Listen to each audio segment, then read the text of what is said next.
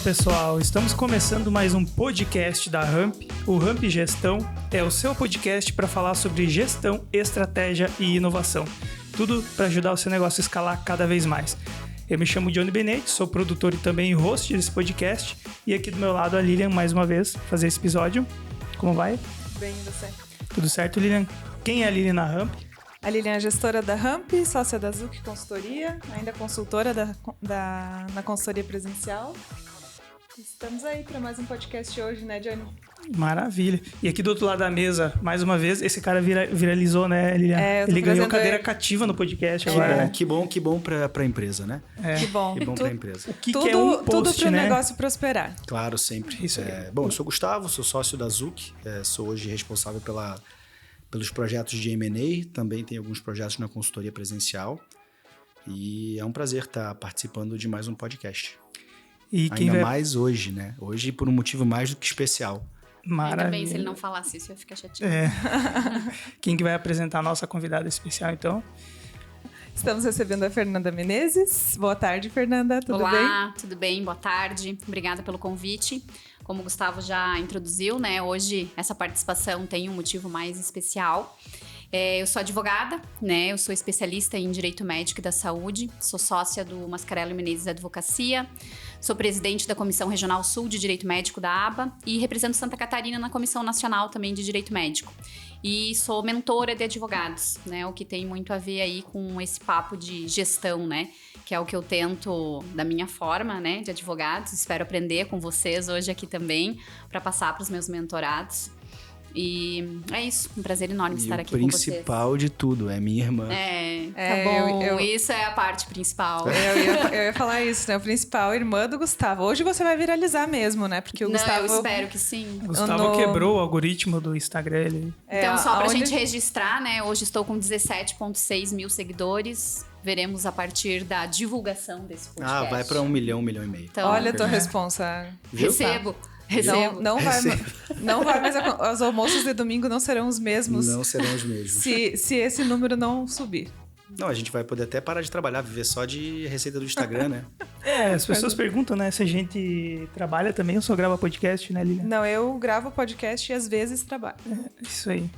É assim, né, Johnny? É isso aí. Que bom se fosse. Eu gostaria de pedir então pra Fernanda. A Fernanda até... Tem pessoas que estão ouvindo o podcast que não fazem ideia que existe esse ramo de atuação. Até estava conversando em off, né? Que o mercado ele é tão grande, né? Que tem muita especialização, muito nicho. E tem nicho do nicho, né? Tem subnichos. Você consegue explicar, então, assim, como se fosse explicar para uma criança o que você faz, resumidamente, e até para as pessoas que estão ouvindo para entender qual é o teu trabalho? Legal, essa tua dúvida, esse teu questionamento, na verdade, ele é muito comum, inclusive, dentro da área do direito, tá? Muitos advogados nem sabem, mas direito médico, o que é o direito médico, o que faz o direito médico, né? Eu acho importante dizer que eu já sou advogada há 16 anos e desses 16 anos, 13 anos dedicados exclusivamente à área do direito médico e da saúde. Nosso pai é médico, nosso irmão é médico também, e eu sempre disse que eu seria advogada de médicos. Então, eu não entrei na faculdade de Direito pensando em concurso, pensando em ser juíza, pensando em ser promotora, eu sempre entrei para ser advogada de médicos. Saí da faculdade, cheguei a atuar em Direito Previdenciário e Trabalhista e logo fiz uma seleção para coordenar um departamento jurídico de um hospital, aqui de Chapecó, do Hospital da Unimed, e fiquei ali por 11 anos. E foi ali que a minha carreira dentro do direito médico, de fato, né, despontou. O direito médico, então, ele atua dentro da área da saúde, né? Hoje, dentro da área da saúde, a gente tem a parte do direito médico e a parte do direito da saúde, que engloba plano de saúde, SUS, né? Toda essa parte de medicamento, procedimento. E a parte do direito médico é sempre quando a gente tem o médico em uma das pontas, né? Então, o relacionamento do médico com o seu paciente, do médico com o hospital, do médico com o plano de saúde, do médico com o SUS. Então, o médico, ele sempre está em uma das pontas, né? E é onde eu atuo, né? Eu atuo hoje na defesa de profissionais da saúde. Quando a gente fala em direito médico, a gente também acaba englobando os dentistas e todos os profissionais da saúde. Por que a gente foca mais no direito médico e por que o meu Instagram hoje, por exemplo, é o direito médico na prática? Por causa da demanda, né? Então, a demanda na área do direito médico, na área em que o médico é processado, ela é muito maior do que os outros profissionais da saúde, né? Isso em razão até da judicialização da saúde, a própria pandemia, né, fez com que aumentasse muito essa judicialização, com que o foco fosse muito mais para o direito médico. Então, basicamente, se a gente pudesse explicar, né, para leigos o que faz o direito médico, ele atua quando o médico está em uma das pontas, né? E, continuando, dá um exemplo dos mais corriqueiros, assim, o que mais acontece, ou que seria, assim, um caso mais comum do direito médico que vocês atendem? Hoje, a nossa maior demanda ainda são os processos éticos profissionais, que são aqueles processos que tramitam dentro do Conselho Regional de Medicina, que é onde algum denunciante, que não necessariamente precisa ser um paciente, tá? Pode ser um próprio colega, pode ser o Ministério Público, pode ser a polícia, enfim, vai denunciar o médico que ele cometeu uma infração ética. Então, ele descumpriu alguma determinação do Código de Ética Médica. E aí o médico vai responder e o que vai estar em jogo é o seu CRM, que é o seu registro lá de conselho profissional. Como nós advogados temos a nossa OAB. Essa hoje é a nossa maior demanda no escritório. Agora, uma coisa muito comum e que a mídia fala muito são as demandas de erro médico. Então, quando um paciente que se submete a um procedimento, um tratamento, uma cirurgia, ele fica com algum dano, né? O médico, por algum motivo, causa alguma intercorrência ali, às vezes por culpa, às vezes não, aquilo ali acaba judicializando. Então, vocês devem ver muito aí na mídia, médico comete erro médico, aconteceu um erro médico. Então, isso são as ações cíveis, né, de dano que o paciente pode acabar processando aquele profissional. E o que... a gente tá falando de cirurgias, assim, eu acho que o maior caso acontece em cirurgias, pelo que eu entendi, então... Procedimentos, né? Ou também tem algumas situações que o atendimento, o paciente, ele tem alguma reclamação sobre o atendimento, sobre o encaminhamento que foi dado, pode ter também? Pode. Porque quando a gente fala em erro, eu acho que a galera vai entender assim, tem que ter um fato, né, o antes e o depois do erro, né? Quando for com encaminhamento, isso também caracteriza? Porque o que acontece, tá? Se você me perguntar assim, Fernanda, fulano pode processar Beltrano? Pode. A resposta sempre vai ser sim. Por quê? Porque existe uma coisa chamada princípio do livre acesso à justiça. Então, todo mundo pode processar todo mundo. Isso, eu não preciso ter um motivo. Tudo bem, se eu processar e não tiver um motivo, eu posso responder por litigância de má-fé. Questões jurídicas bem burocráticas e chatas, tá? Mas só para vocês leigos entenderem, todo mundo pode processar todo mundo. O que vai definir se o processo vai ser perdido ou ganho são as provas que você vai ter dentro daquele processo, o fato em si e quem tem a melhor argumentação. E acredito que também deve falar sobre posicionamento, né, nas mídias, porque na pandemia, por exemplo, muitos médicos seguiram uma ideia, outros outra ideia, então isso segmentou muito esse meio. E o teu trabalho também trata sobre o posicionamento nas mídias, ou seja, aquilo que o médico acredita, ou posta, ou comunica, isso também é uma forma de passar informação. Chegou a ter algum caso assim do tipo, olha, isso não vai de acordo com as regras, de acordo com as normas, e acredito que na pandemia isso se potencializou mais ainda, né? Porque a gente tinha vieses, a gente tinha informação falsa, a gente tinha fake news, a gente tinha informação vindo do governo, então tinha muito desencontro de informação. Isso também se caracteriza como um problema perante a órgão, assim, da posição do médico mediante a um acontecimento, alguma coisa? É que o médico, na verdade, ele tem uma regra para se posicionar, para fazer a tal da publicidade médica, né? Então, o médico ele pode se posicionar, mas ele tem uma série de regras que ele precisa seguir para fazer isso. Assim como nós, advogados, por exemplo. A gente é cheio de limitação. Tem coisas que a gente não pode fazer nas mídias sociais para se vender. O CRM, que é o Conselho Regional de Medicina, ele entende que o médico não pode mercantilizar a medicina, então ele não pode vender. O que isso significa? Ele não pode olhar para o paciente como um cliente. Uma mercadoria, né? Exatamente. Ele tem que olhar para o paciente sempre como um todo e focando sempre na saúde daquele paciente. Então, sim, tem muitos e muitos casos de processos éticos dentro do CRM que são justamente questionando a publicidade indevida do médico. E eu acho que isso, me corrija se eu estiver errada, mas eu acho que isso não, ocorre não só relacionado à publicidade, né? Ocorre também quando o médico fala algo que pode ser prejudicial para algumas pessoas, né? Como, agora está muito em alta a reposição hormonal, né? E nem todos podem fazer reposição hormonal, né? Precisa de um diagnóstico para começar, né? Então, como que é isso, assim? Se alguém se sentir lesado ou outro profissional achar que o profissional não está se portando de forma correta, pode entrar com uma ação, recebe uma notificação. Como que o médico sabe que ele está sendo processado? Na verdade, o CRM, ele tem obrigação de investigar toda vez que ele recebe uma denúncia. Então, o CRM... então tudo começa pela denúncia no CRM. Isso. Tá. Ou pode ir direto para a esfera judicial. A gente está falando da parte ética, tá? Da parte do processo ético lá no CRM. Ou o CRM vai fazer de ofício, que a gente chama. Então, o CRM fica ali pesquisando nas redes sociais, muitas vezes por hashtags, né? Então, ele pesquisa, caiu lá no Instagram do fulano, viu que ele está fazendo uma publicidade indevida que está em desacordo com a norma. Ele vai abrir uma sindicância para fazer uma investigação, que é uma parte inicial, ou ele vai olhar e dizer, não, tá tudo ok. Aí vai depender da análise do CRM.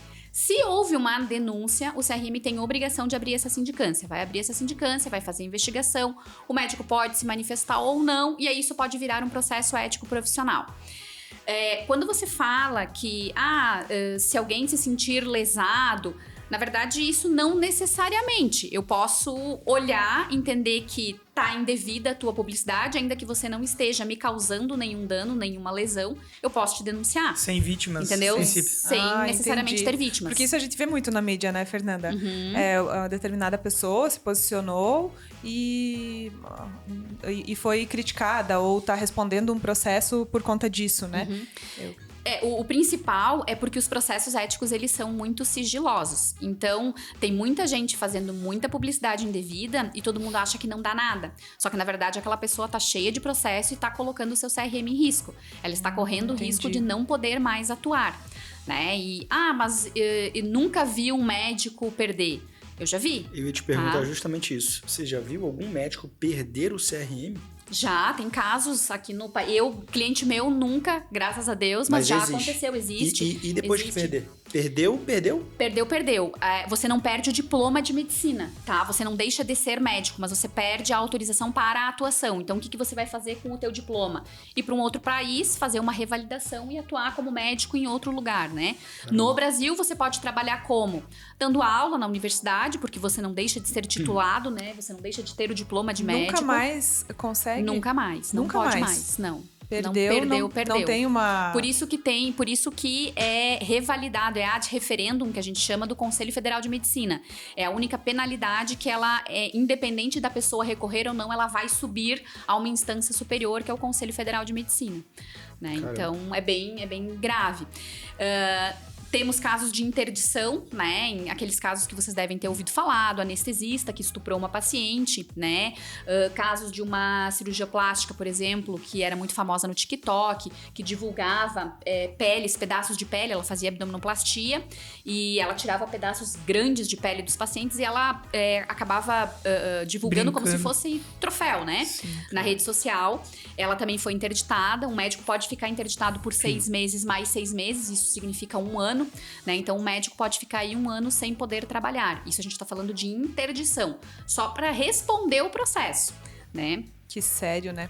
Eu tento me colocar dos dois lados, assim, né? Porque na nossa profissão, quando a gente vai numa empresa e vai fazer alguma ação, né? Que é relevante para a empresa, mas é arriscada, dá um certo medo, né, Gustavo? Dá um medo, assim, enorme de você colocar a vida financeira da empresa em risco e, consequentemente, você colocar a vida financeira dos sócios, né? E de todas as pessoas que participam do negócio. E aí você pensa, o médico, né? Ele com a vida das pessoas ali. Essa semana, por exemplo, eu tava com uma amiga que ganhou o bebê e ela tava aguardando o parto natural e teve por parto natural. E eu perguntei pra ela, você não tá insegura? Ela falou, muito. Só que a médica disse que tá tudo bem. E eu falei pra ela, nossa, que responsa dessas médicas, né? Porque você vai lá, você fala a data da tua última menstruação, você fala as coisas que você tá sentindo. Claro, tem exames pra isso, mas nada é certeza, né? Ainda mais numa gestação, né? Tem muitas coisas que podem acontecer. Como tem responsabilidade, né? O médico tem muito mais responsabilidade que outras profissões, né? Claro que nenhuma, não desmerecendo nenhuma profissão, né? Mas como o médico tem essa responsabilidade e assim, tem que ter o cuidado mesmo com as pessoas de você não ultrapassar o limite de cuidado, né? Porque também não pode invadir privacidade, escolher pela pessoa o que ela vai fazer, mas também não ser negligente, né? Sim. Como que equilibra isso, né? A minha principal dica para todos os médicos é justamente esse ponto que você pegou. Quem responde é o paciente, mas quem registra é o médico, né? Então eu tenho um mantra que eu falo para todos os meus clientes: o que não está no prontuário não aconteceu. Então um médico que registra muito bem em prontuário, que tem um bom prontuário, ele está muito bem respaldado. Protocolos, né? Exatamente. Quem falou a data da última menstruação foi a paciente. Os processos, então, né? se ele registrou... Trazendo para o mundo dos negócios, né? Protocolos, métodos, processos. Vocês já repararam que sempre travamentos, todo assunto acaba caindo em processo. É impressionante. Todo assunto. É isso aí. E não deixa de ser, né? Porque eu, obviamente, não conheço o trabalho da Fernanda a fundo, mas são formulários, são prontuários, é toda uma questão burocrática no sentido literal da palavra, não no sentido pejorativo, que suportam o médico nas decisões que ele vai tendo no dia a dia, né? Esses dias eu estava fazendo uma análise. O que diferencia um voo bem sucedido de um desastre aéreo? Tava pensando comigo. Protocolos. Quem não segue os protocolos, e dá para dizer que a segurança está relacionada aos protocolos, porque a falha humana ela é inevitável, né? Ela vai acontecer. Só que os protocolos, os métodos, as ferramentas, elas garantem que você não falhe. Então, eu acredito que pega muito nessa questão, né? E falando com relação, então, a essa vida médica muito delicada, né? E que tem uma vida sempre do outro lado e que pode ser julgada a qualquer momento. Qual foi a parte mais desafiadora de seguir esse caminho, né? De entrar nesse tipo de judicialização do papel do médico? O que tu acredita que foi assim a maior dificuldade, falando em nicho, né? A gente tá falando do nicho da advocacia, né? É um nicho bem específico, bem específico. Eu acho que o maior desafio, primeiro pensando lá atrás, foi em ser reconhecida como a Fernanda advogada, né?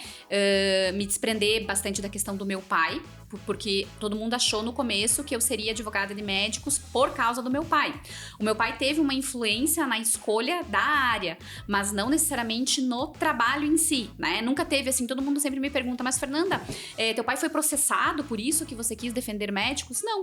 E na verdade isso não teve, sabe? Não teve eu não passei por nenhuma situação constrangedora na família, que aí eu decidi que eu ia defender médicos. Não.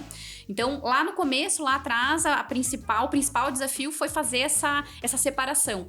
Tanto que, dentro do hospital, tiveram muitas pessoas que só foram saber que eu era filha dele depois de muitos anos trabalhando lá dentro. E olha que nós trabalhávamos juntos mesmo, né? Ele era coordenador do conselho técnico, eu fazia parte jurídica do conselho técnico, nós trabalhávamos juntos e muitos não sabiam que nós éramos pai e filha. Então, esse desafio lá atrás.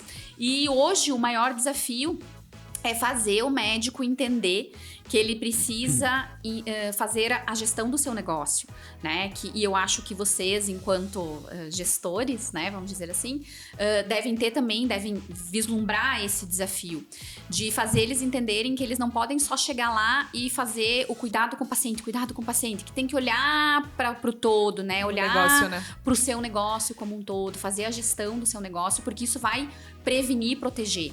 Né? Então... Porque esse profissional, ele é muito técnico, né? O médico, dentista, fisioterapeuta, são profissionais que têm uma formação muito técnica e quando eles vão para a gestão, é uma dificuldade enorme para fazer a gestão do negócio, né? Porque forma um médico, ele chega no consultório, ele não tem só o paciente para atender, ele tem a clínica para fazer gestão, a agenda para lotar, então tem a área de mercado, tem a área de finanças, tem capital humano, tem a operação dele. Como que ele faz isso sendo um profissional só, né?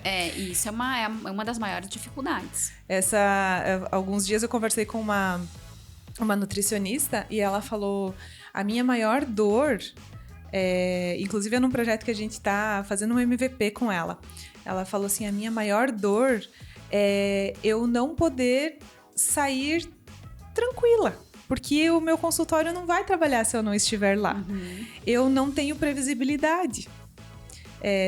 Essa área, ela deixa ingrata, né? Muitas vezes ela é ingrata porque a remuneração, sim, é alta, mas você não pode ficar gripado.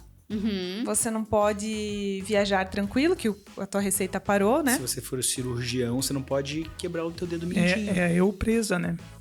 Eu presa. Tanto presa. É que, assim, eu acho que o grande desafio do médico é escalar o seu negócio. Porque você troca horas por dinheiros.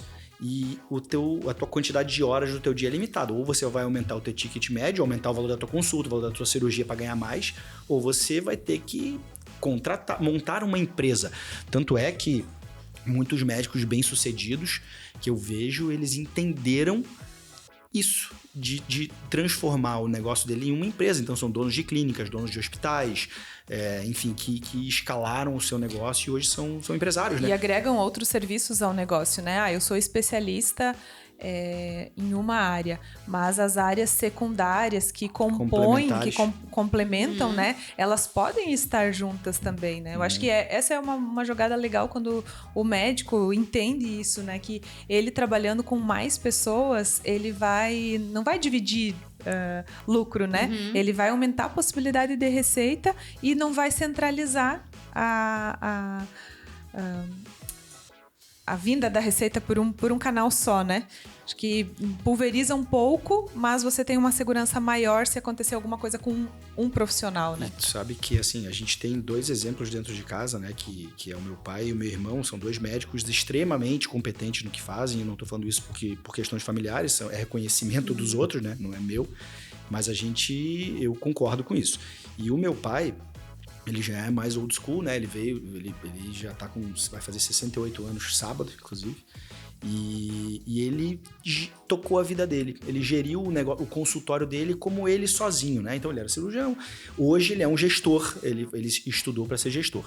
E eu vejo no meu irmão, assim, ele é um baita do médico, assim, produz pra caramba, trabalhador, não tem preguiça, estudioso ao extremo, mas ele tem uma retaguarda que é a minha cunhada, que é a esposa dele, que é a gestora do negócio dele.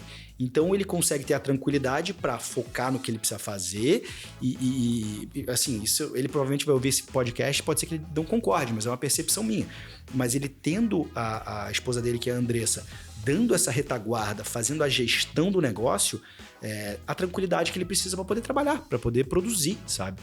E isso é bacana também, porque você não precisa necessariamente ser o gestor do teu negócio. Você pode ter alguém para fazer essa gestão para você. Isso não desmerece, né? E nesse MVP, a gente também identificou que eu não consigo ensinar aquilo que eu não sei fazer. Eu quero contratar uma secretária, mas eu não sei o que ela precisa fazer. Eu não tenho os procedimentos para passar para ela. Conciliação bancária. Isso, essa é uma dificuldade. Porque formou um médico, não um gestor, né?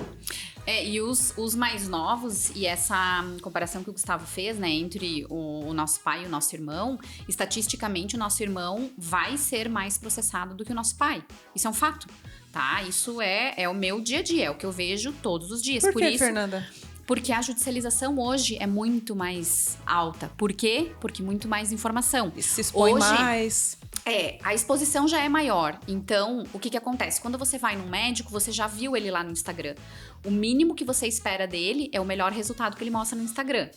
Ponto. Esse é o primeiro passo. Segundo passo, você sempre já deu uma olhadinha no Dr. Google, né? O que pode ser isso que você tem? Que pode ser desde uma dor de cabeça até um câncer mortal, né? Porque você joga lá no Google e é isso que te dá. E aí você já diz pro médico, olha, eu vim aqui só porque eu quero fazer uma ultrassonografia, porque eu acho que eu tô... Ele já sabe, exatamente. Então, o nível de exigência é muito maior, né? As informações estão mais acessíveis, então eles vão ser mais processados, isso é um fato. E também porque hoje já tem essa cultura da judicialização, né? O que eu vou te processar.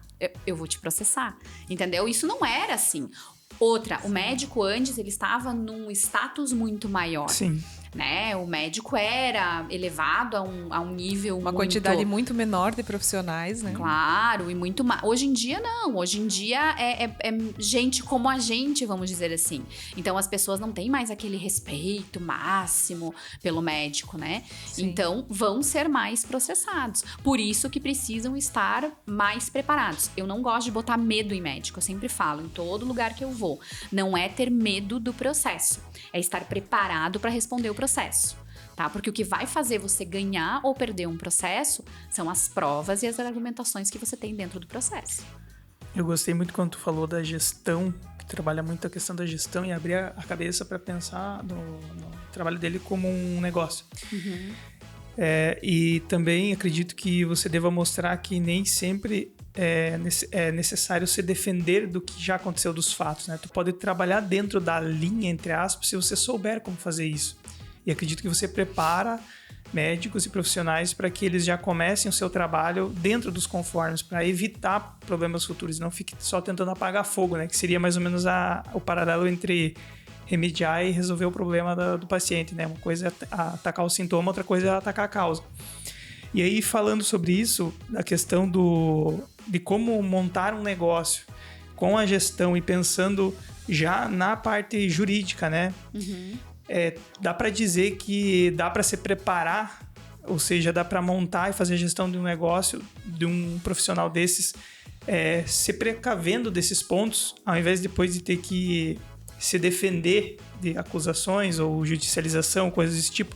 O ponto que eu quero chegar é do tipo assim, existe como começar um negócio para que ele sofra o mínimo impacto possível nessa área de judicial, né? Sim. Porque a gente fez fazendo um paralelo agora com marca, que a gente conversou com o Paulo.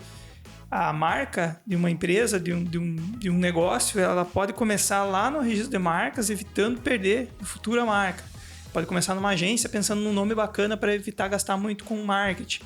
A pergunta que eu faço é se envolver o direito médico, jurídico ali desde o começo, na concepção do negócio, na gestão.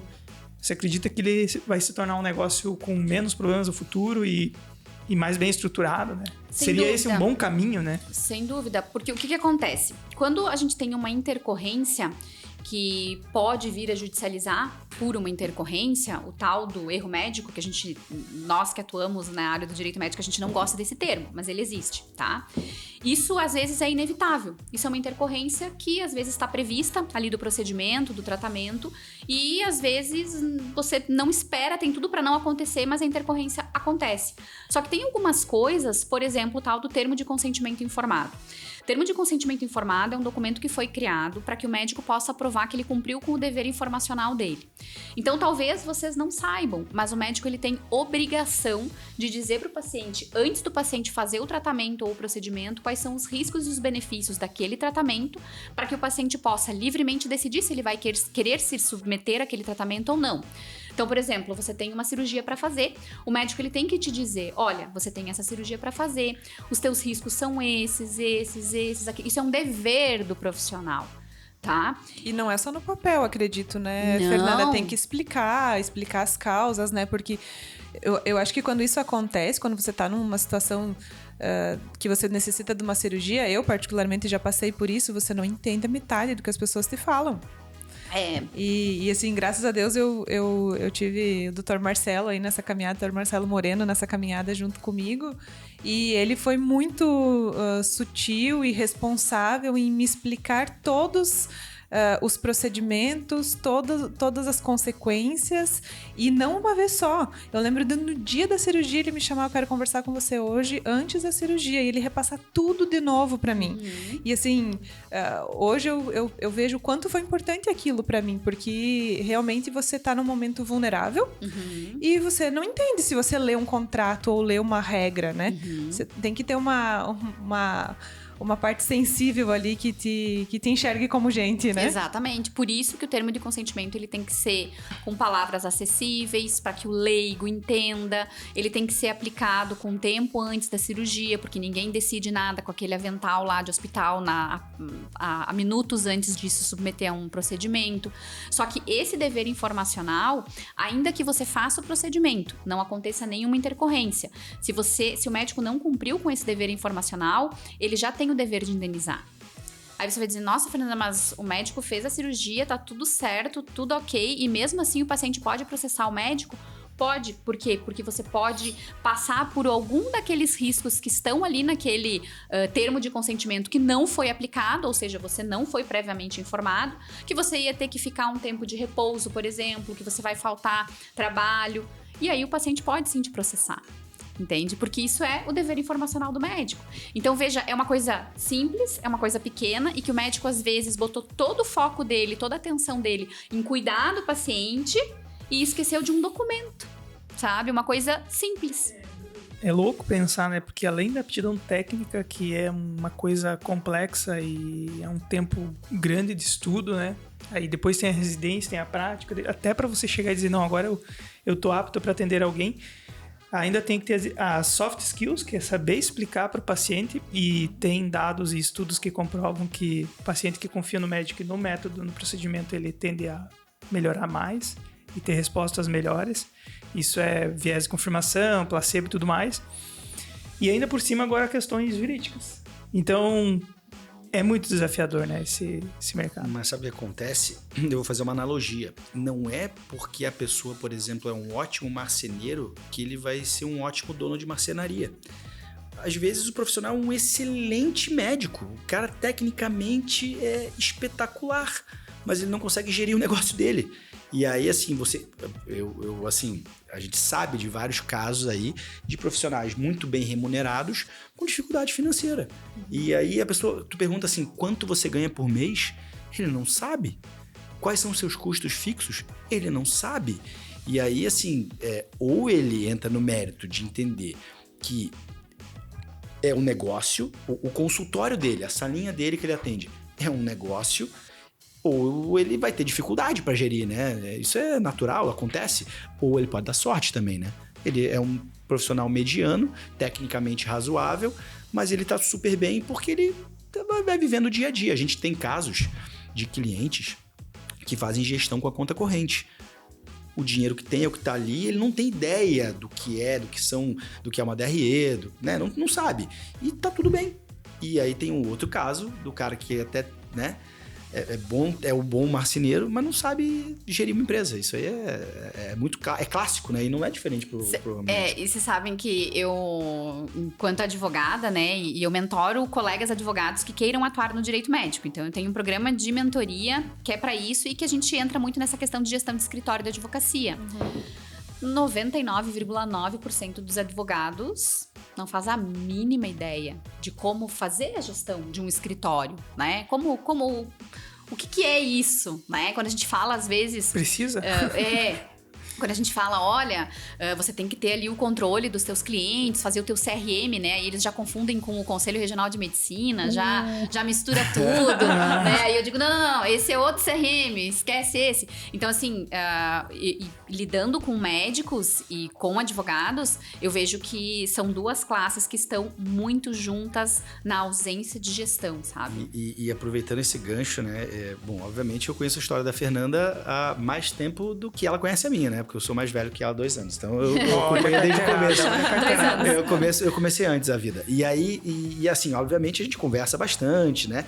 E a Fernanda, ela tinha a trajetória dela na Unimed e ela saiu da Unimed para alçar novos voos, né? Ter novos desafios. Nessa época, o meu cunhado já era o marido da Fernanda, já era sócio dela, mas era a operação do escritório.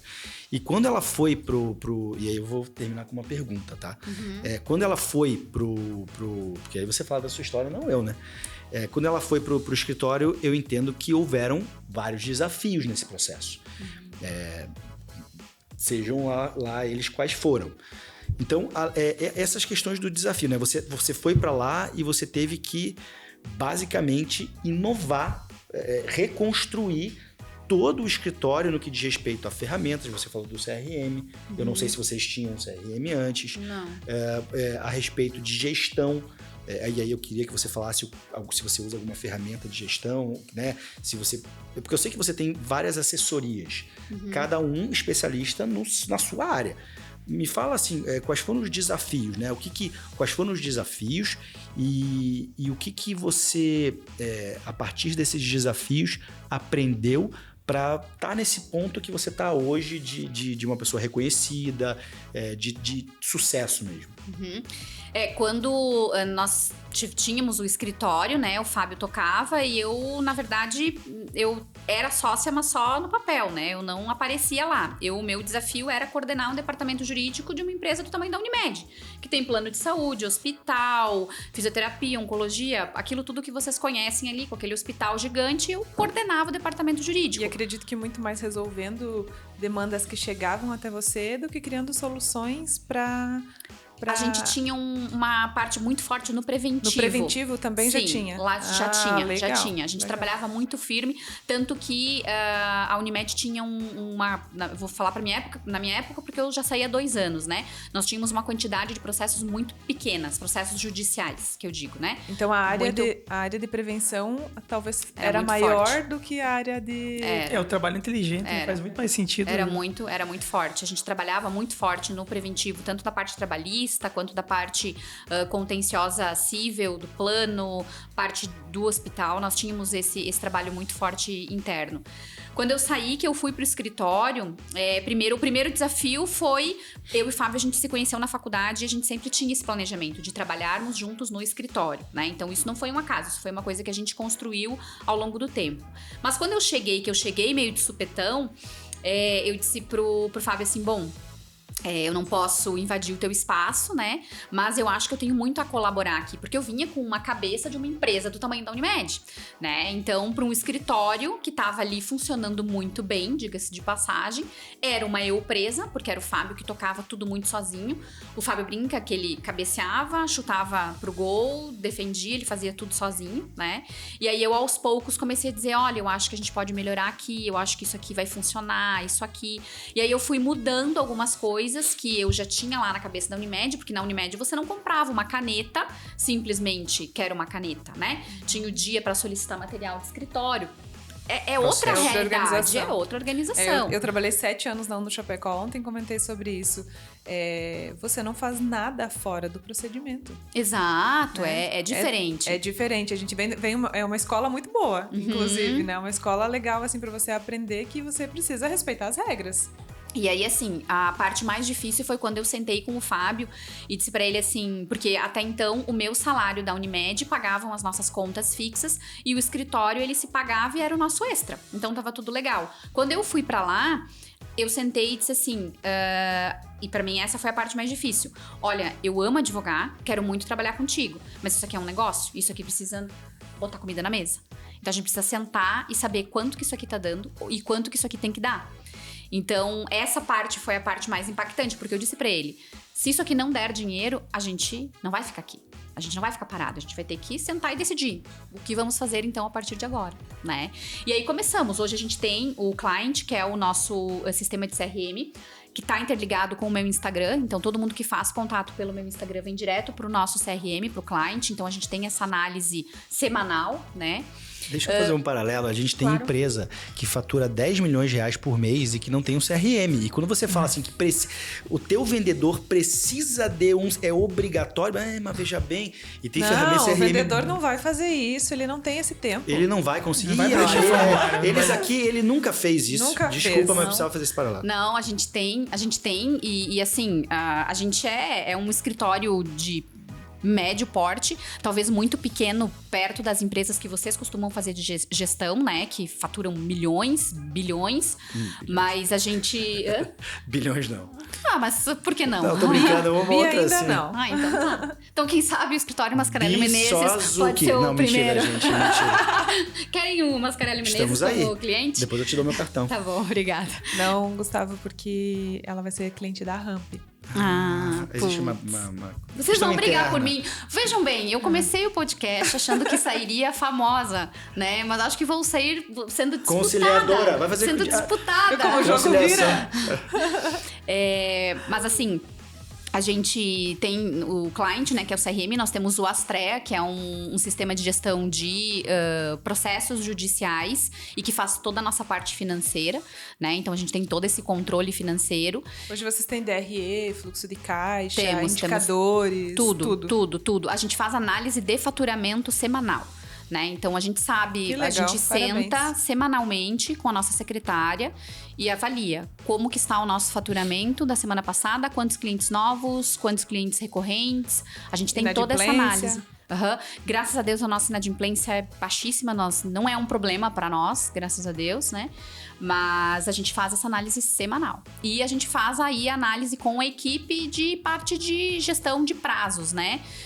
Porque hoje eu e o Fábio, a gente bota a mão na massa, né? A gente peticiona porque tem muita coisa técnica que não adianta. Nós temos que botar a mão na massa também, né? Legal você falar sobre isso, Fernanda, porque uma das dúvidas, eu acho que de quem tá pensando em entrar nessa área deve ser assim, como funciona um escritório de advocacia bem estruturado, bem organizado?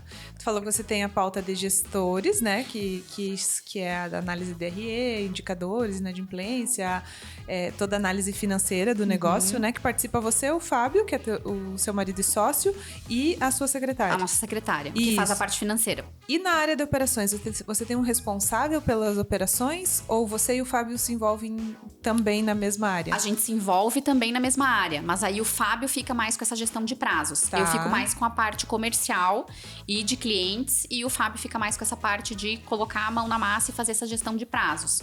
Então, ele que coordena a equipe técnica muito mais do que eu. E como que é a rotina de vocês lógico que não no detalhe, né? Mas como que é a rotina? Vocês têm reuniões diárias, semanais? Apresentação de resultados para o time? Explica um pouquinho para nós. Semanais. A gente faz uma reunião semanal toda segunda-feira. A gente senta 1 hora com a secretária e faz essa análise de faturamento, de clientes, de inadimplência. E aí, na sequência, com a equipe, né? Que nós estávamos com 3 pessoas, uma saiu, estamos com uma vaga em aberto, inclusive, se souberem de alguém. E aí, a gente faz essa análise de agenda.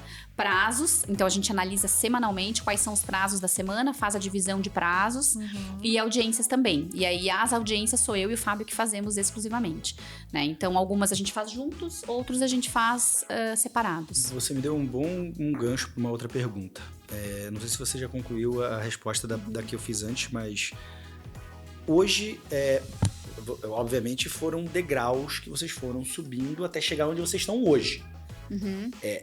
A mesma analogia que eu fiz para a questão dos médicos e que aconteceu com a gente na consultoria e que vai acontecer com vocês, vai chegar no limite. Vai chegar uma hora que você e o Fábio não vão ter mais horas para... O doutor Fábio, meu cunhado. Não vão ter mais horas para trocar. Vocês têm algum projeto / planejamento estratégico para estar fazendo esse nível de escala, para escalar o negócio de vocês? Imagino que talvez o auxílio de carreira, o programa de auxílio de carreira, tem esse viés. Tem. Mas eu digo a parte judicial mesmo. Existe? Vocês têm um planejamento nesse sentido? O planejamento é tentar cada vez mais criar talentos, né? E o programa de auxílio, programa de auxílio de carreira, ele vem muito nessa linha, né? De replicar fazer Fábios e Fernanda. Exatamente. Que é muito difícil, né? O Fábio, ele tem um poder de produção que é difícil da gente conseguir comparar. O Fábio, ele tem um poder de concentração e produção que eu já coordenei muitas pessoas, né? Porque na época que eu estava na Unimed, eu tinha muitos subordinados ali que iam passando por mim. Eu nunca conheci ninguém que tenha o poder de concentração e produção do Fábio. Então, isso também é um pouco difícil, a gente sempre querer que as pessoas façam como a gente faz. E ninguém vai fazer como a gente faz. É que a tua régua é o Fábio, né? Exatamente. Difícil contratar alguém diferente. Você Exatamente. acha que a pessoa não é produtiva, que não é criativa. Exatamente.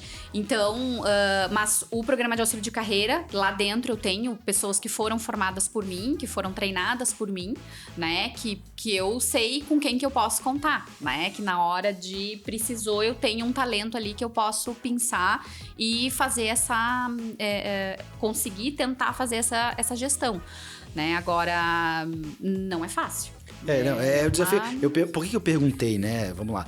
Porque a nossa profissão de consultoria, a gente está passando por um momento, uma fase de crescimento, e a gente teve que entender que as coisas não vão ser feitas exatamente do nosso jeito. E que para a gente crescer, a gente precisa de talento, gente boa trabalhando com a gente. Não tem jeito. Isso eu acho que para qualquer negócio, não existe negócio que não dependa de gente boa. Eu acredito que a área de serviço, né, ela sofre mais nesse sentido, né, porque como a gente entrega um conhecimento intelectual, um atendimento personalizado, fica mais difícil você replicar isso, né? Ninguém vai fazer igual. Somos seres humanos e a gente tem características, personalidade diferentes, percepções diferentes de mundo, né? Uhum. Então, eu acho que a área de serviço, em qualquer instância, assim, ela é mais difícil de você escalar. Uhum. Eu acho que você consegue criar... Eu acho que primeiro, antes de escalar, você cria um produto de muita qualidade. E aí sim ele pode ser replicado, mas não na velocidade de, por exemplo, um infoproduto ou um produto mesmo, né, que vou vender para o Brasil inteiro. Acho que essa é a diferença, assim, do serviço quando a gente fala em escalar ele, né? Uhum. E eu, enquanto consultora e gestora da Ramp, bato nesse sentido, assim... Primeiro, qualidade. Então, estamos em sobrecarga agora, porque eu também sou cobrada de não quero que você se envolva em todos os projetos, a agenda não vai suportar isso, mas esse é o momento. Uhum. Eu tenho que suportar isso agora porque a gente precisa imprimir qualidade, não que depois isso não vai ser priorizado, mas nesse momento tem muita gente em formação. Né? E esse período de crescimento, ele precisa ser muito bem cuidado, porque senão a gente passa pelaquela curva lá das empresas, né? Eu cresço, e aí eu começo a cair de novo por vários motivos, né? Qualidade, dificuldade financeira, perda de valor no meu produto. Eu acho que no serviço, essa é a... É por isso que a gente tem que permanecer crescendo sempre, né? A gente não pode dizer assim, tá bom como tá. O dia que falou isso, se foi. Agora, eu acho que a principal dica para os advogados agora, né, vou falar, independente do tamanho, começar certo, sabe? Ter esse controle de CRM. Não interessa, mas eu só tenho um cliente, eu só tenho 2 clientes, mas faz essa gestão. Para acostumar já, né? Com a ferramenta. E porque depois é muito mais difícil. Depois, eu disse que bom que vai chegar num momento que, se você não tiver a ferramenta, você não tem controle, você não lembra quantos clientes você atendeu semana passada. Que bom! E o que você acha que é o básico para ter, assim, começar o certo com o básico, Fernanda? O que você diria? Eu vou dizer uma coisa para vocês que vocês vão até rir, mas é o básico, tá? Gente, separar PJ da PF. Cara, sério, o nosso contador ri, né? Mas isso a gente sempre veio com essa cultura muito certinha, né? Nós lá não tem tudo misturado, né? E aí ele fala pra nós, vocês são exceções, porque o advogado é uma mistureba, é tudo junto, é pagar a brusinha com a PJ, empresa, daí, sabe? A gente não, a gente sempre fez tudo isso certinho. Isso eu sempre falo pra todo mundo que passa pelo meu programa de auxílio de carreira. Isso é o básico do básico, sabe? O mínimo. Separar o dinheiro que é do teu escritório, do dinheiro que é teu, né? Ter esse controle de CRM dos clientes, eu acho que é básico. E ter uma gestão dos processos, né? Porque nós, advogados, o básico é o prazo, né? Então, o advogado que perde prazo não sabe fazer o seu trabalho, né? Então, ter um controle de prazo. Ah, Fernanda, mas eu não consigo ter... Hoje nós temos o Astrea, né? Que é um dos... eu poderia dizer que é o melhor software jurídico para esse tipo de controle. Não precisa ter esse, se você ainda não consegue, né? Pode trabalhar ali com uma planilha do Excel, se você tem poucos processos. Hoje em dia é tudo eletrônico, então o próprio site dos tribunais te dá condições de fazer esse controle também, né? Uhum. Mas assim, isso é o básico do básico. Contabilidade, CRM e gestão dos processos. Agora, eu gostaria de trazer o lado marqueteiro do negócio, né? Porque a gente sabe que a Fernanda tá muito na gestão. Agora a gente tá sabendo que você é parte da gestão do negócio, mas você também tá lá na frente no marketing, nas redes sociais. Uhum. A tua imagem é muito presente lá. E como que é conciliar redes sociais com a gestão da empresa? E eu já adianto aqui que eu gosto muito quando o gestor dá a cara para falar sobre o negócio dele e não terceiriza esse tipo de trabalho para uma outra pessoa, porque muito da essência da empresa e do negócio está na cabeça do gestor. E eu incentivo muito que o gestor fale, que ele venha para cá e também converse. Porque é o jeito mais verdadeiro de repassar informação, né? De mostrar tudo que ele sabe. Como é que é esse desafio? É difícil porque se você não encara como um trabalho, você não faz. Então, o Instagram, ele não é um passatempo. Hoje, pra mim, ele é meu trabalho, né? Então, eu tenho uma pauta pra seguir, eu tenho um compromisso com o Instagram, eu tenho uma rotina que é sempre a mesma, igual, e que ela não pode falhar, né? Não interessa se eu tô viajando, se eu tô de férias, se eu tô aqui, se eu não tô, né? Eu tenho uma pessoa me acompanhando aqui pra levar isso lá pro meu Instagram. Então, eu acho que o princípio básico é entender que aquilo ali não é passatempo. Aquilo ali é trabalho, né? E que é dali que vem muitos clientes. Hoje eu atendo todo o Brasil e que vem do Instagram, né? Então, eu tenho uma social media que trabalha comigo, mas que faz artes, né? Artes e que me ajuda a pensar nas estratégias. Mas todos os textos que vocês veem lá são meus. Isso eu não terceirizo, porque é um conteúdo técnico. E o direct sou eu que respondo, né? Então, isso eu também não consigo terceirizar por uma questão minha. Talvez daqui a um tempo, a gente até antes estava conversando, né? Eu te disse, eu acho que não é ela que te responde, Lilian. Mas é porque eu já tenho um pouco de dificuldade de responder o direct, né? Então, eu procuro ver se é um cliente, se é um possível cliente, aí obviamente a gente dá prioridade, mas aquilo que são só comentários e tal, aí acaba a gente não conseguindo fazer isso ali full time, né? Mas entendendo que aquilo ali é um trabalho, a coisa vai acontecer, né? E aí tem que acontecer, né? Incluir ali na tua agenda, né? Não tem mais empresa que funciona sem isso, né? E muitas empresas encaram isso como... eu tenho que fazer internet porque todo mundo tá fazendo, como se fosse algo do tipo, eu vou fazer só pra não ficar de fora, sabe? Mas não entende que é um canal incrível, né? E que lá, inclusive, já tem todo um sistema com métricas que você pode acompanhar, existe um mundo lá dentro que as pessoas não conhecem e que muitos negócios, como você falou, que o teu chega muito lead, chega muito negócio por lá, eles podem acontecer quase que exclusivamente por esse canal. Então... E ainda tem o outro caso, né? Porque não adianta nada você fazer um monte de publicação, um monte de postagem, eu acho que a Fernanda entende muito mais disso do que eu, sem uma estratégia. Você precisa ter uma estratégia. O que a gente vê muito por aí é um empresário que, não, tem que publicar no Instagram, mas ele nem sabe o porquê que ele tá publicando aquilo, não sabe? mede, não né? Tem não faz análise. O motivo, né? O motivo tem que ter uma estratégia. Não tem um alvo, ele não né? sabe o que ele quer alcançar com aquilo que ele está publicando. E até me remete a um caso aí recente de um gestor que, para ele, o problema dele era o marketing. Preciso de marketing. E aí ele quer a postagem no Instagram.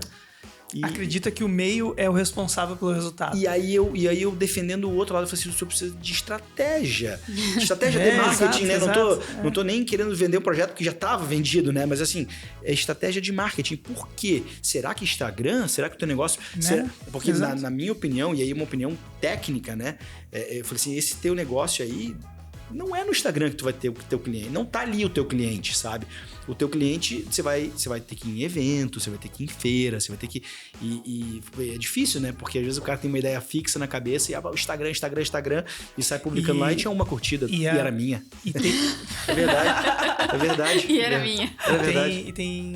Tem gestores também que acreditam que uma ferramenta substitui a outra. Do tipo assim, não, então para de fazer folder, agora faz só Instagram. Não, para Instagram, agora só vou na feira. Tipo, não é bala de prata, né? As coisas, elas se complementam. Eu acredito que o trabalho da Fernanda também tem muito essa questão de networking, eventos, e tem muito que se complementa, se conecta, né? Então... fica a dica da credibilidade. Exatamente. Essa é a verdade, porque você tá ali publicando, mas aí você tá suportado com base em quê, né? Porque, cara, qualquer profissional pode pegar e pode ir lá começar a fazer lá conteúdo técnico da tua profissão aleatoriamente, né? Mas não, ela participa de palestra, putz, beleza. Ela dá conselho, não sei o que das quantas. Pá, aí tu começa a embasar aquilo que tu tá falando, né? Porque senão tu é mais um falador, né? O Johnny foi bem assertivo quando ele falou que não precisa descontinuar um canal para investir em outro, né? Nós tivemos essa semana na nossa reunião, ontem, né? Na nossa reunião de GMC, eu dei o exemplo de um cliente que ele vende hoje o sistema porta a porta, porque ele vai com até o local e vende o produto com a entrega imediata, né? Então, é um sistema porta a porta. Não tem o site, não tinha o vendas internas. E aí eu comecei a insistir, vamos tentar no vendas internas, porque não tem o custo de combustível, não tem o representante na rua, né? Não tem vários benefícios para isso. Não, mas o nosso público não aceita. Não, meu cliente só compra assim. Mas vamos tentar, então. Insistimos e criamos essa vertical, esse canal de vendas. E aí a gente colocou uma pessoa no vendas internas e com 2 meses essa pessoa vendeu 8% de um vendedor que está na rua. E aí, para minha alegria, cheguei na empresa na semana, faz uns 15 dias, e eles falaram, Lilian, nós queremos contratar mais uma pessoa para colocar no vendas internas, porque dá resultado. E o legal disso é que a gente não criou conflito junto com os representantes, porque nessa ideia eu não vou descontinuar nenhum canal de vendas. Eu vou colocar uma pessoa no vendas internas e criar as regras, os procedimentos. Então, fulano de tal, você é responsável por esse canal e você só vai vender para clientes que não tiveram compra ou que nunca foram clientes. Clientes que não tiveram compras, de 6 meses para trás. Ou que nunca foram clientes. Então, vai abrir novos clientes e vai fazer clientes que já estavam lá obsoletos na carteira recomprar. Então, assim, acho que o Instagram é um bom exemplo para isso. Eu não vou colocar minha força total no Instagram. Um dia, talvez, pode ser que venha muita receita pelo Instagram, mas não pode ser eu não posso apostar todas as fichas ali. Sabe, né? Que outro dia uma mentorada minha, ela foi minha mentorada já há algum tempo, né? Eu comecei com o programa de auxílio de carreira há 3 anos. E aí ela me chamou e disse assim, Fernanda, tô precisando de ajuda, preciso prospectar cliente. Já fiz de tudo, já fiz propaganda aqui, já fiz Google Ads, já fiz isso, já fiz aquilo. Aí eu disse pra ela, e os teus clientes internos? Daí ela disse, o que tem? Eu disse, lembra que lá na mentoria eu disse para você ter aquele controle dos clientes que fossem contratando, o que estariam contratando, quantos você enviou proposta? Você já buscou esses clientes? Ela, não. Eu disse, pois é, ali, ó, custo 0. Pegar o bom e velho telefone meio analógico e falar. Tu não precisa. Manda uma mensagem e diz, oi, fulano, tudo bem? Como é que tá aquela tua situação assim? Resolveu? Tá tudo certo? Olha, estamos com um novo plano de assessoria, sei lá, né? Então, aquilo ali, aquele cliente, ele não te custa nada, né? No Instagram, tem investimento. Por mais que você cuide sozinho da tua rede social, que você não pague ninguém, só o fato de você ter que parar e produzir o conteúdo é tempo, e tempo é dinheiro, né? Sim. Então, tem que pensar nisso também, Ontem nós conversamos com um especialista da área comercial, que é um parceiro nosso, e eu até anotei o que ele falou ontem. Como que eu faço para vender mais? Os empreendedores pedem isso. Assim. Como que eu faço para vender mais? E ele falou, olha, eu te dou 4 exemplos. Vender para mais clientes, vender mais produtos, né? Incluir produtos no mix, aumentar o preço ou vender para os meus clientes da base. Uhum. Vender mais para meus clientes da base. E daí eu fiquei olhando para ele, né? Dando exemplo da fala que ele fala com os clientes dele. E eu olhei pra ele e pensei, o básico bem feito, né? O básico bem feito, eu não vou criar... Não tem nenhuma surpresa, né? Nessa lista aí, não tem nada que eu não... É o básico bem feito, mas que às vezes as pessoas não fazem. Na maioria das vezes as pessoas não fazem, né? E a gente fica muito preocupado em trazer mais clientes, mas às vezes a gente tem o cliente ali dentro, né? Não se preocupa com a nossa carteira, isso, né? Isso sem dúvida. Galera, chegou a hora das perguntinhas do público. A gente fez uma dinâmica diferente nesse episódio. A gente abriu a caixinha de perguntas lá nas redes sociais para antecipar algumas dúvidas desse mercado e trazer aqui para conversar. Você quer chamar as perguntas aí? Acho que algumas até já foram respondidas. Aí, né? Algumas já foram. Talvez a Fernanda pode começar pelas mais polêmicas. O que você acha? Ela pode ser as mais polêmicas. Isso, eu acho que fica mais legal. Querem que siga aqui, mas a princípio, né, qual foi a parte mais desafiadora do seu negócio já foi, né? Já. Quais ferramentas o seu escritório utiliza? Como advogado faz para vender o seu serviço? Acabamos de falar, né? Como inovar na área do direito. Eu diria que hoje em dia, sendo super especialista, tá? Quando eu me formei, era normal você abrir o escritório, colocar a plaquinha, sentar atrás da mesa e ficar esperando. E passava o que passava. E escritório físico, né? Físico, só físico. E tinha que ser na rua, né? Não podia ter... Hoje, o nosso escritório é dentro de uma galeria na última sala. Né? Só que eu tenho diariamente não sei quantas mil pessoas que me veem, né? Todo dia, porque eu tô no Instagram. Sim. Mas o nosso primeiro escritório foi aqui do lado, na Guaporé, né? E tinha que ser placa na rua, senão você não tinha cliente, né?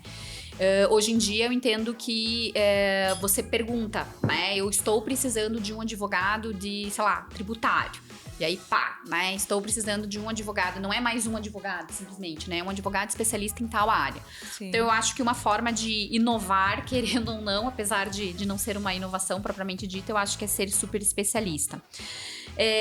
Como conciliar a gestão do escritório com as redes sociais, nós também já falamos, né?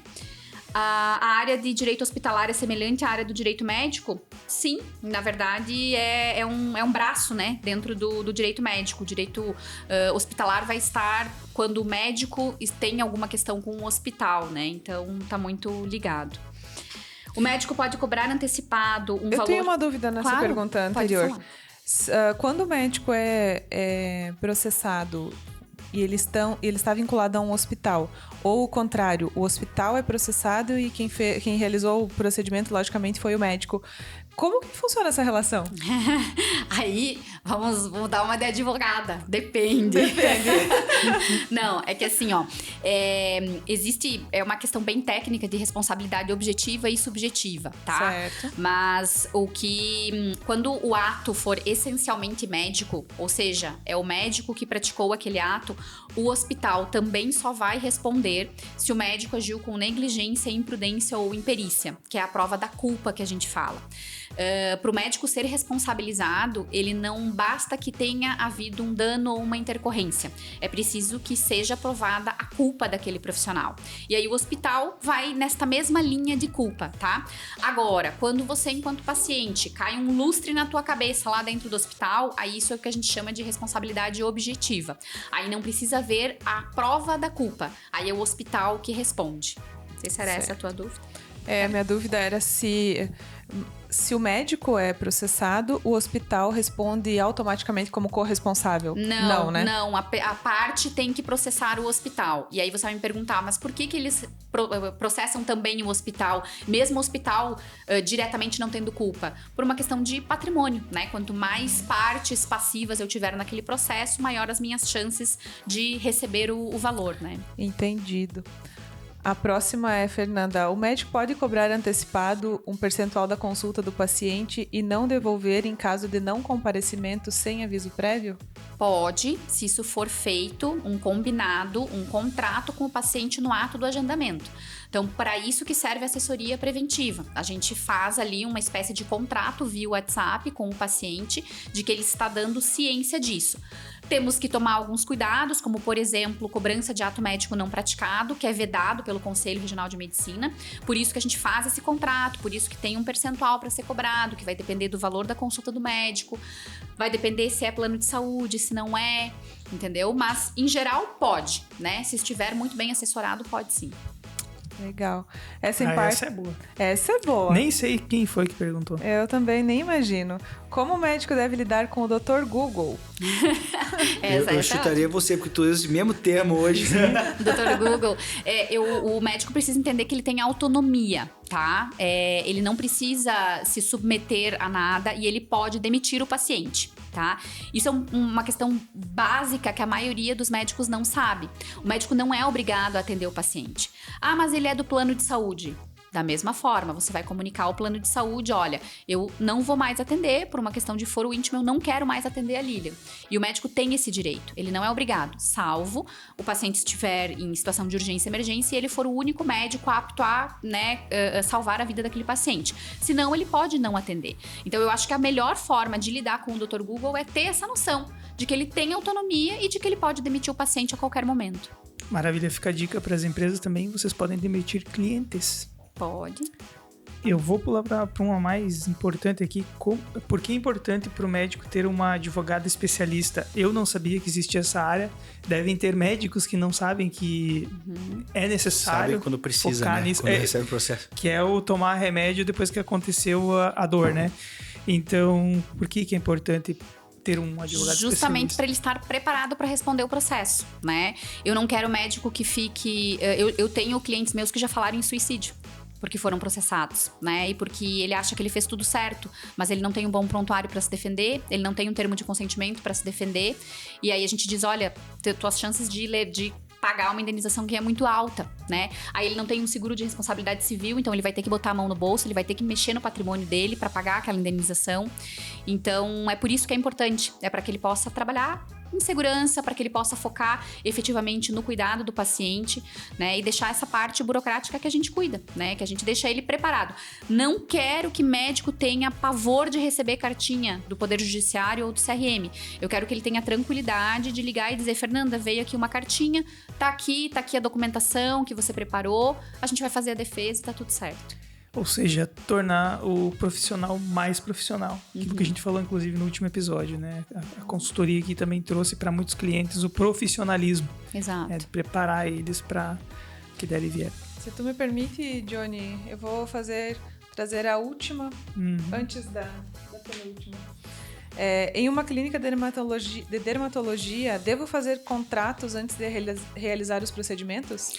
Na verdade, não só numa clínica de dermatologia, tá? Em toda e qualquer clínica, em qualquer situação. Porque o que é um contrato, tá? E eu sempre acho isso importante. Quando a gente não sabe para que um documento serve, a gente não tem como aplicar ele no nosso dia a dia. Contrato, gente, é estabelecer um negócio jurídico. É um combinado. E o contrato pode ser um guardanapo, né? Muita gente não sabe, mas se a gente pegar um guardanapo, escrever o que a gente está combinando aqui, assinar e 2 testemunhas assinarem, aquilo tem uma validade jurídica, tá? Então, o combinado não sai caro. É pra combinar aquilo que agora, que a nossa relação tá legal, que a nossa relação tá boa, que a gente tá de cabeça fria.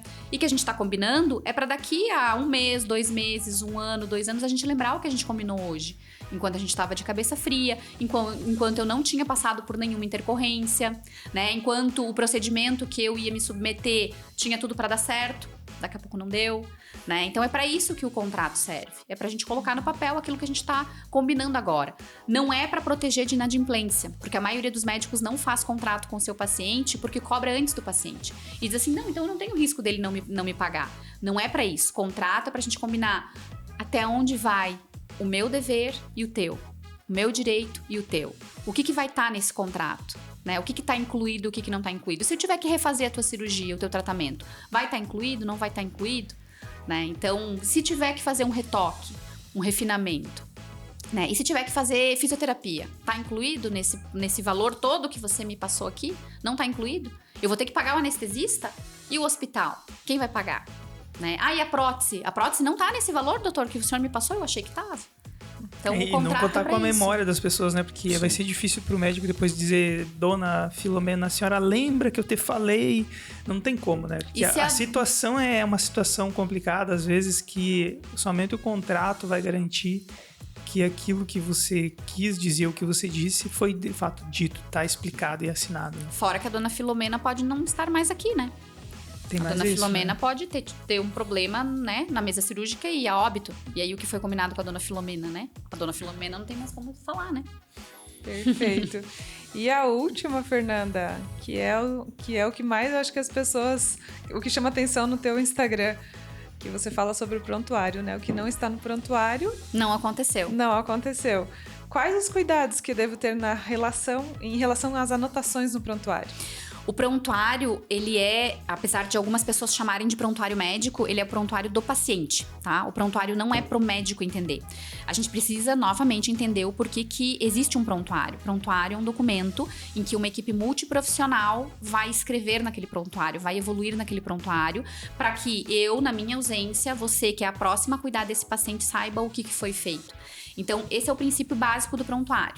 Entender para que ele serve. Por isso que não pode ter abreviação, por isso que tem que ter uma ordem cronológica, né? Por isso que tem que estar de fácil entendimento, por isso que não é possível que esteja ilegível, né? Porque não é só para eu entender, é para todo mundo entender. Então, se o paciente falou, tem que estar registrado. Se não está no prontuário, não, mas eu falei, não, mas eu fiz, eu examinei. Você não escreveu. E as decisões do conselho e do poder judiciário já vêm nesse sentido, tá? Que se o médico fez, ainda que ele diga que ele fez, se ele não registrou, ele perdeu a oportunidade de provar que ele efetivamente fez. Então, esse é o meu mantra e eu vou repetir ele sempre. O que não está no prontuário não aconteceu. De novo, né? Processos, ferramentas, né? O prontuário é uma ferramenta de um protocolo, de um processo que faz pessoas... faz setores, faz turnos se conversarem todos em cima de uma mesma informação, ou seja, colocar todo mundo na mesma página. Indústrias têm ata, prontuário dos acontecimentos para que, por exemplo, uma equipe de manutenção saiba como atuar ou numa emergência, coisas assim. Então, de novo, protocolos, ferramentas, enfim. Tem muito, né, a ver com gestão. Papo gostoso. Acredito que conversamos sobre 0,1%. Eu acredito que tem muita mais para conversar sobre esse assunto. Também fiquei com muitas dúvidas, mas a gente cobriu bem o tema. A gente queria agradecer o teu tempo. Imagina, obrigada por explicar, pelo convite. Principalmente para a gente que é leigo, né? E também para abrir essa janela para quem não conhece, porque também vai abrir os olhos de quem não estava talvez dando tanta importância para o assunto e vai começar a pensar que é um pouquinho mais complexo, mais complicado, e trabalhar na prevenção e não só no chegou uma cartinha aqui agora, né? Se desesperar. E não só para o profissional de saúde, mas para quem está aí formando em direito ou atuando no direito, né? E tem essa vontade de seguir a carreira do direito médico. Quanto campo, quanta coisa legal tem para aprender e aplicar, né, no dia a dia. Sem dúvida nenhuma. Muito obrigada. Eu que agradeço pelo convite. Estou sempre à disposição, a hora que quiserem conversar mais sobre advocacia, direito médico, enfim, estou à disposição. Nós que agradecemos, Fernanda. Obrigada pelo teu tempo, principalmente. Obrigada por compartilhar conhecimento com a gente. Obrigada. E obrigada pelo Gustavo, né? Por trazer a irmã dele. É um prazer. Hoje foi mais legal para mim. Que diferente. Que legal. Obrigada, Gustavo, por você ter vindo também. Que isso, um prazer. Nosso menino... Garoto Propaganda Podcast. Garoto Propaganda do podcast da Ramp. Influencer Podcaster. É a minha nova função dentro da Já Zuc. pode mudar a bio lá. No próximo, no próximo é consultor, sócio, assessor de M&A e influencer de podcast. Só pra saber quantos 1000 seguidores eu devo ganhar a partir de hoje? Olha, se tu me der um abraço agora, Peraí. Ganha agora 1000 seguidores. Valeu, galera. Obrigado. Obrigada. Valeu, obrigada. Então tá, pessoal. Até a próxima.